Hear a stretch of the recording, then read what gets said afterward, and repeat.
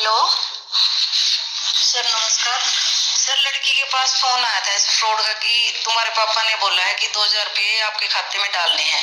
फिर लड़की ने बोली ठीक है डाल दो। उसके बाद उन्होंने मैसेज डाल दिया वैसे 22,000 का, वैसे फ्रॉड है। तो वो बोले कि नमस्कार दोस्तों, जय हिंद। दोस्तों, आज के इस वीडियो में हम कुछ इसी प्रकार के एक फ्रॉड को एक्सपोज करने वाले हैं जो हम सबको जानने की बहुत ही ज़रूरत है। किसी के साथ भी ऐसा स्कैम हो सकता है। दोस्तों, हुआ क्या है, एक जयपुर के रहने वाले अनीता सिंह के साथ ऐसा ही फ्रॉड हुआ है। उसके पास एक कॉल आता है, तो जैसे ही वो कॉल को अटेंड करती है उसको बताया जाता है कि बेटा मैं आपके पापा का दोस्त बोल रहा हूँ। तो जैसे ही उन्होंने बताया कि मैं आपके पापा का दोस्त बोल रहा हूं, अनीता सिंह ने उससे वैसे ही बात की कि ठीक है अंकल जी, बताइए क्या कहना चाहते हैं। तो उन्होंने कहा कि बेटा मैंने आपके पापा से कुछ पैसे उधार लिए थे, वो वापस रिफंड करना है। तो आपके पापा जी ने मेरे को कहा है कि मेरी बेटी के जो नंबर है उस पर आप ट्रांसफ़र कर दीजिए। तो क्या आपके जो अकाउंट नंबर है, फ़ोन पे नंबर है, यही है जिस पे मैं आपका पेमेंट ट्रांसफ़र कर सकूं? तो जैसे ही उन्होंने ऐसा बताया, अनीता सिंह ने उनको हाँ कर दी कि हाँ अंकल, मेरे जो नंबर है, फ़ोन पे के जो नंबर है यही है, इस पे आप ट्रांजैक्शन जो आपके जो पैसे हैं पापा जी के, वो आप सेंड कर सकते हैं। कुछ ही समय बाद में एक मैसेज आता है अनीता सिंह के मोबाइल के ऊपर। मैसेज देखिए, वो मैसेज आता है कि आपके अकाउंट में 22,000 रुपये आए हैं। अब वो मैसेज कैसा था, अनीता सिंह ने जैसे ही वो मैसेज देखा उनको ऐसा लगा कि ये 22,000 रुपये अकाउंट में आ चुके हैं। तुरंत बाद में उसके बाद में उसी बंदे का कॉल आता है और कहता है कि बेटा जो मैंने पैसे आपको सेंड किए हैं, 5,000 रुपये सेंड करना था, लेकिन मैं किसी दूसरे को कर रहा था, मेरे से भूल हो चुकी है, गलती हो चुकी है, और 22,000 रुपये मैंने आपको ट्रांजैक्शन कर दिया है। तो आप फ्री हो तो मेरे को जो पैसा है वापस रिफंड कर दीजिए। तो उन्होंने बताया कि ठीक है अंकल, मैं वापस आपके पैसे रिफंड कर देती हूँ।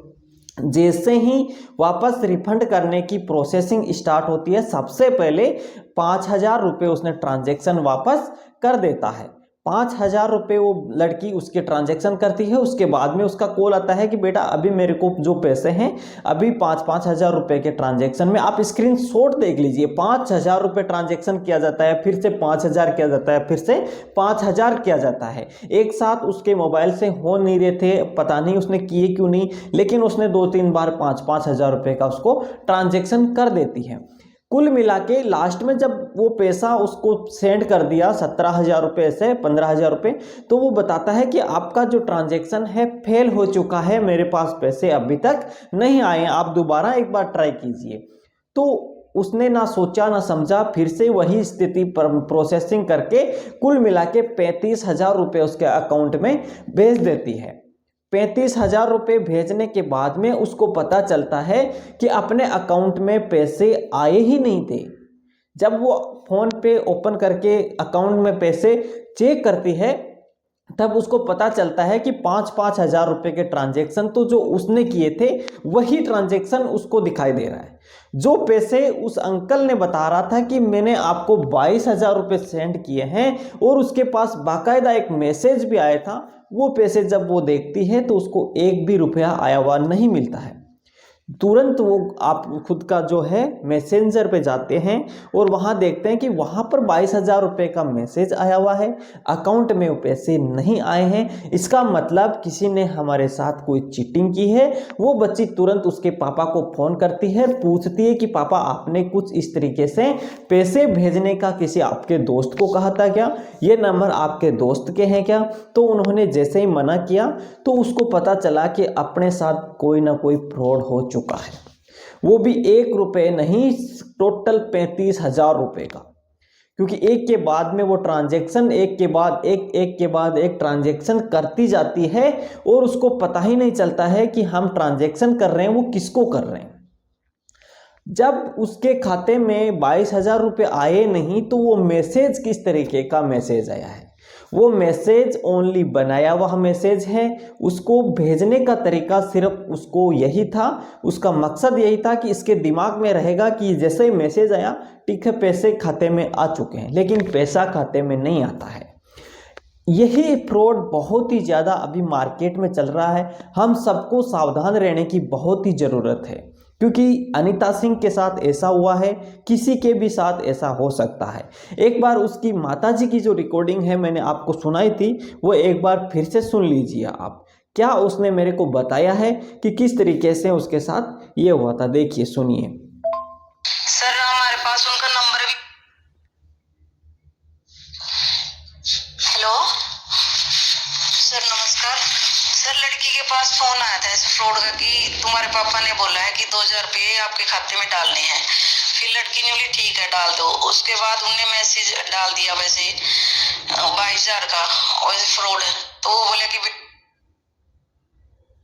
है, मतलब नंबर भी खुला है उनका, और सारे स्क्रीनशॉट भी हमारे पास सर, 5-5 हजार के जो भी डाले हैं लड़की ने, सारे हमारे साथ उनका खाता नंबर भी। तो 2-5 हजार रुपये का कहकर 22,000 रुपये का मैसेज भेजना, सबसे पहले यहाँ पर ही अपन को थोड़ा संदेह हो जाना चाहिए था, हमें थोड़ा शक हो जाना चाहिए था, लेकिन कोई शक नहीं हुआ।